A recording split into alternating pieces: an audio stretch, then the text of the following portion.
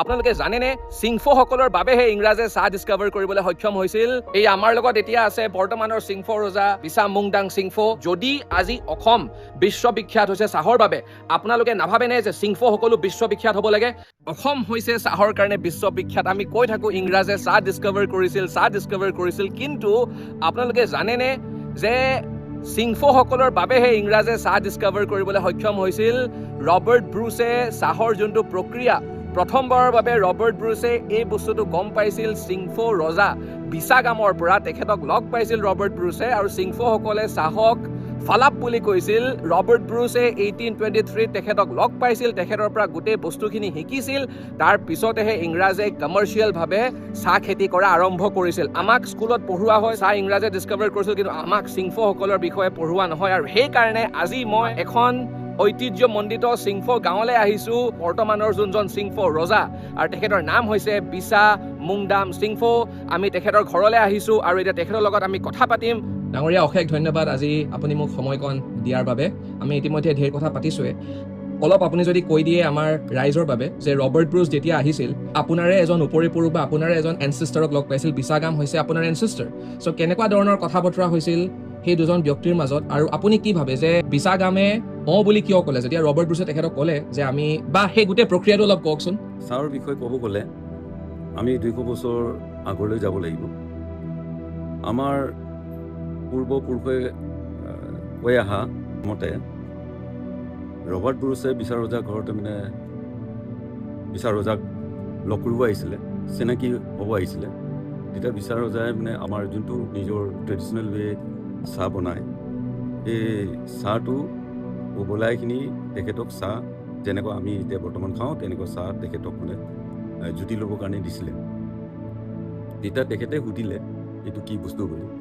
দেউতাই ক'লে এইটো ফালাপ বুলি কয়। তাৰপিছত তেখেতে আকৌ জানিব বিচাৰিলে এই চাহ গুটি আৰু চাহ পুলি ক'ত পোৱা যাব।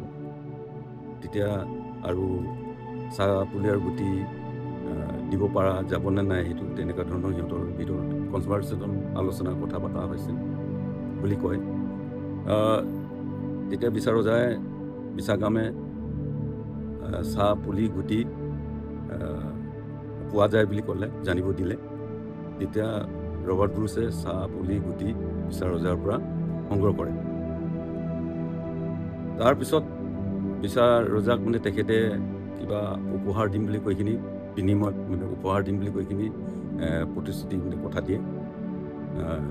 তেনেকুৱা আমাক সিহঁতৰ ৰিভলভাৰ তেনেকুৱা এটা ঘৰ দি থৈছে। হয়।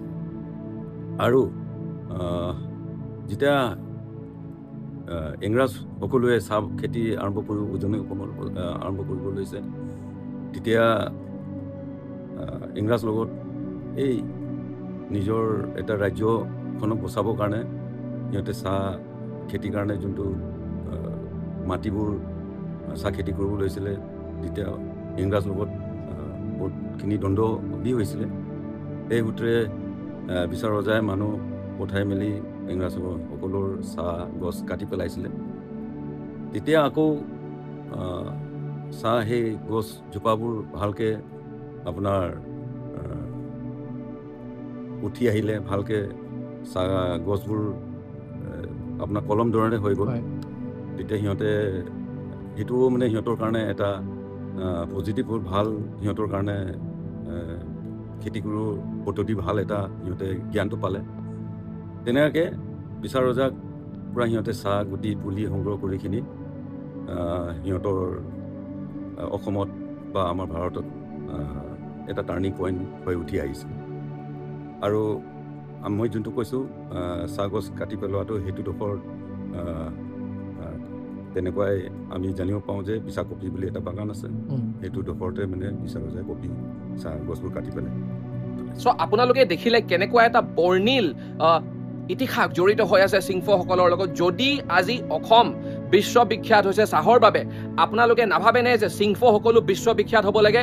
সিংফজ should also' become world famous. আপোনালোকে কি ভাবে কমেণ্ট ছেকশ্যনত জনাওক। জয় আই অসম।